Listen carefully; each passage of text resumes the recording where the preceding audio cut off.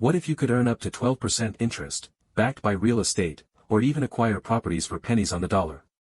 Alabama's tax lien system makes both possible.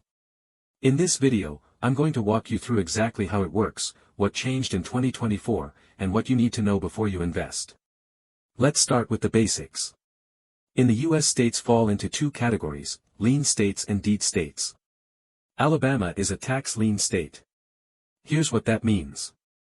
When a property owner falls behind on their property taxes, the county allows investors to step in and pay those taxes. In return, you receive a tax lien certificate that can earn up to 12% interest, secured by the property itself. Unlike stocks or crypto, this is a more predictable, government-backed return with real estate as collateral. Now, here's where it gets important.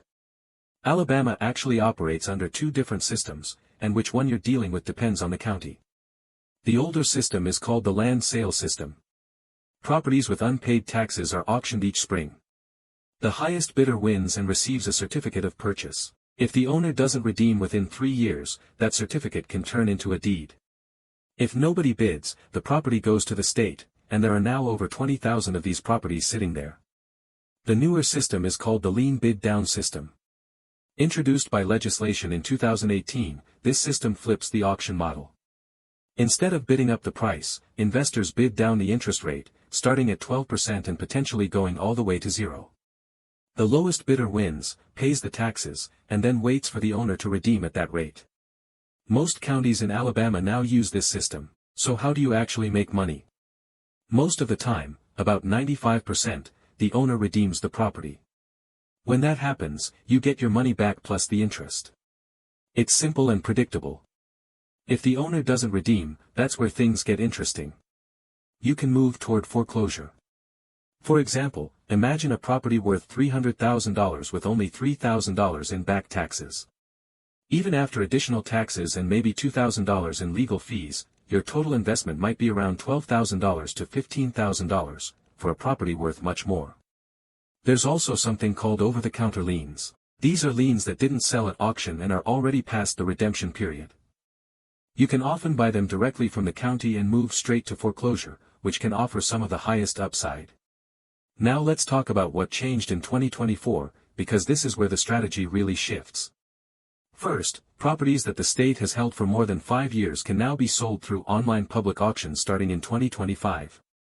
This replaces the old first-come, first-served system and opens up a large inventory to competitive bidding. Second, foreclosure rules and surplus funds have changed significantly.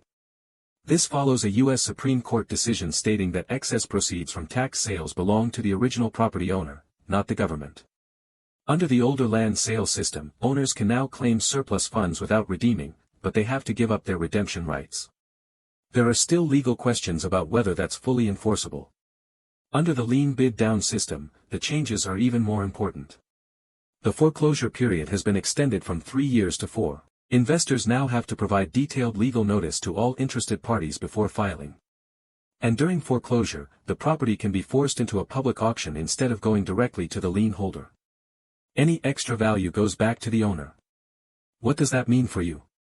It means it's now harder to end up with the property, timelines are longer, and bidding down to zero has become much riskier. There's also a new rule that limits each property to a single lien holder. If you don't pay the following year's taxes, the property goes back to auction, and the new investor wipes out your position. This simplifies things legally, but it also raises the stakes. So where does that leave investors today? Alabama is still a very active tax lien market, but strategy matters more than ever. Bidding too low on interest could leave you waiting 4 years just to get your money back. At the same time, there's a huge pipeline of opportunities, especially with over-the-counter liens and state-held properties that may now come to auction. One thing that's still unclear is whether the new foreclosure rules apply to liens that were already purchased. That may end up being decided in court, so it's smart to talk to a local attorney before acting on older deals. At the end of the day, Alabama's tax lien market is going through a transition. New rules, new systems, and new opportunities are all happening at once. Before you invest, make sure you confirm which system a county uses by calling the local tax collector. And when it's time to foreclose, work with an attorney who understands the current laws. The fundamentals are still strong, you just need to understand the updated rules of the game.